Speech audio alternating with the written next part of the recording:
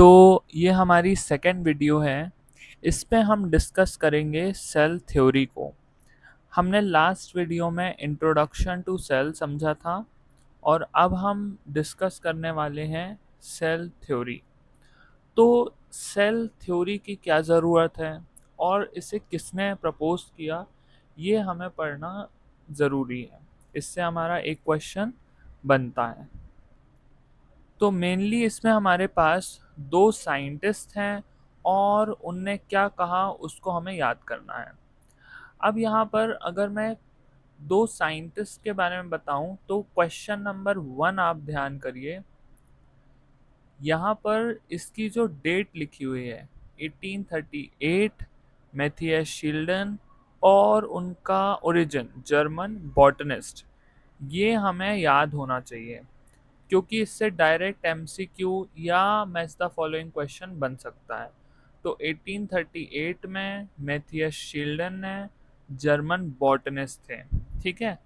और उसी के एक साल बाद 1839 में ब्रिटिश जूलॉजिस्ट, ये क्या है, ही वॉज ब्रिटिश जूलॉजिस्ट, कौन, थियोड्रे श्वान, एक्चुअली थियोडोर श्वान।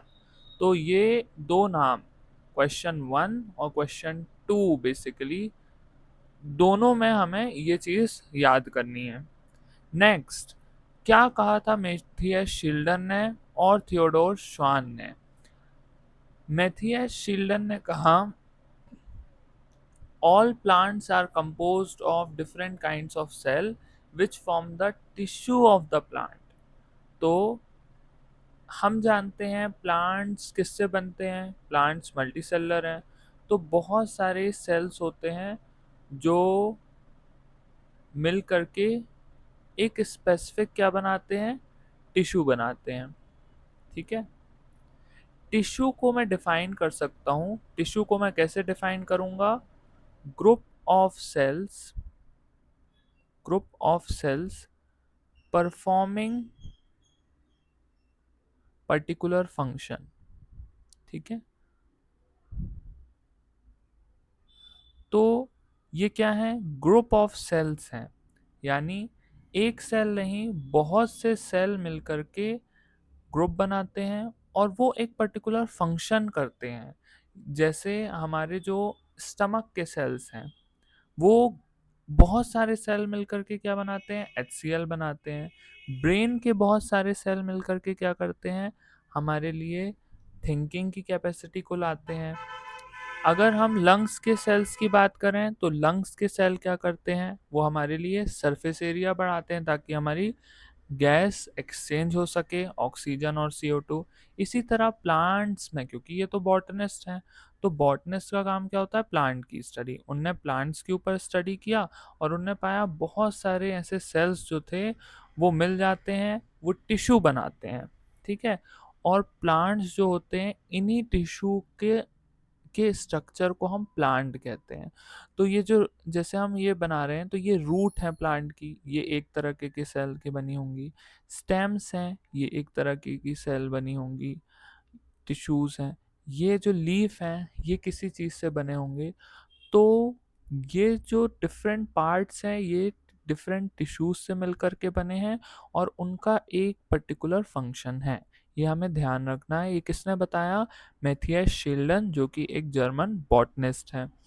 थियोडोर श्वान ने, अब ये जूलॉजिस्ट हैं, तो इनकी स्टडी किस पर होगी, इनकी स्टडी एनिमल्स पर होगी। एनिमल की सेल पर इनने स्टडी किया और उनने बताया कि एनिमल की सेल के पास एक बाहर पे एक मेम्ब्रेन या एक पतली सी लेयर होती है, इसको हम कहते हैं सेल या प्लाज्मा मेम्ब्रेन। सेल या प्लाज्मा मेम्ब्रेन। मेम्ब्रेन क्या होती है, थिन शीट होती है जो कि कवरिंग के काम आती है। तो सेल को, या जो ये इसके अंदर कुछ लिक्विड लाइक मटेरियल है जिसे हम साइटोप्लाज्म कहते हैं, आगे हम पढ़ेंगे।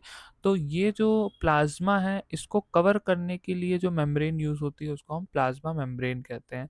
तो थियोडोर श्वान ने हमें बताया कि ये प्लाज्मा मेम्ब्रेन जो होती है ये एक थिन आउटर लेयर है जो एनिमल्स की सेल को लाइन करती है, ठीक है। और हमने ये भी बताया उनने ये भी बताया कि सेम चीज़ अगर हम प्लांट्स में देखें तो प्लांट्स के पास एक और लेयर होती है ना, एक और लेयर होती है।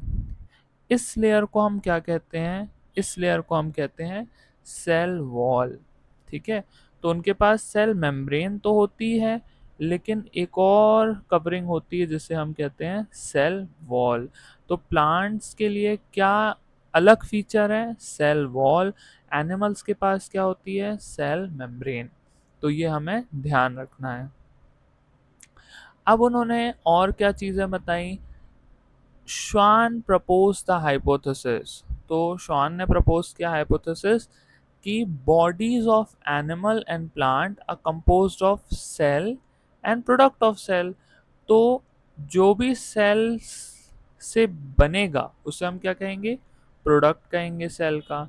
जैसे हमने बोला सेल के अंदर लिपिड्स बन रहे हैं, सेल के अंदर ग्लूकोज बन रहा है, तो डिफरेंट मॉलिक्यूल्स जो सेल से बन रहे हैं उन्हें हम प्रोडक्ट ऑफ सेल कहते हैं।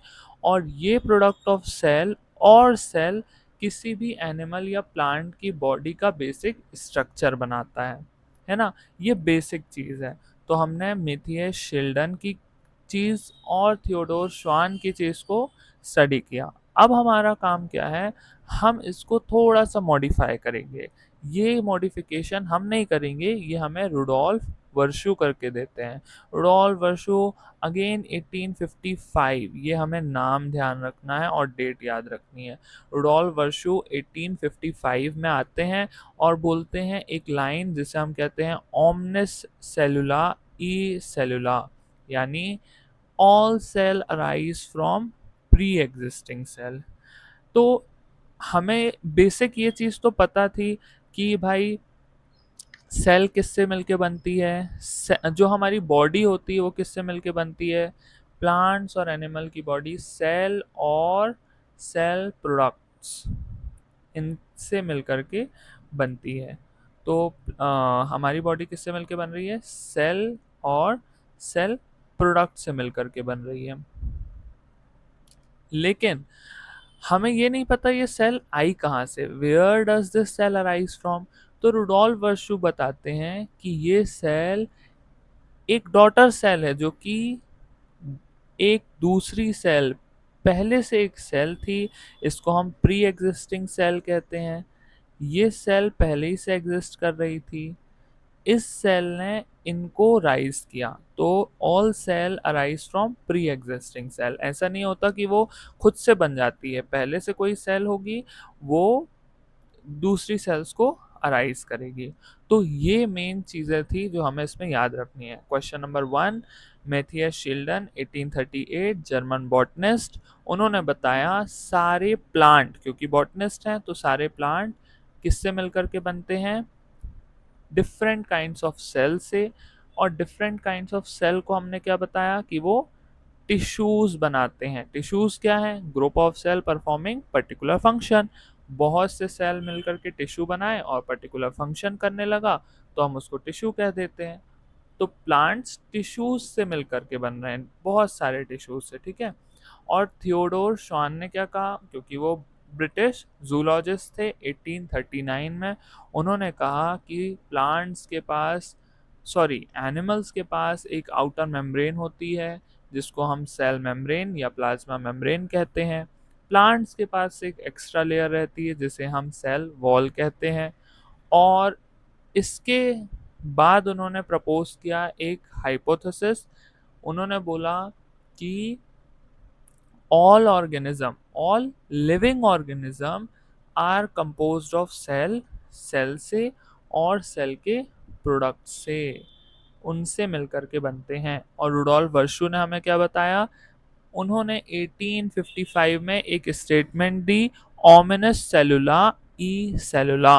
उन्होंने बोला all cell arises from pre existing cell. तो यहाँ पर हम ख़त्म करेंगे सेल थ्योरी को।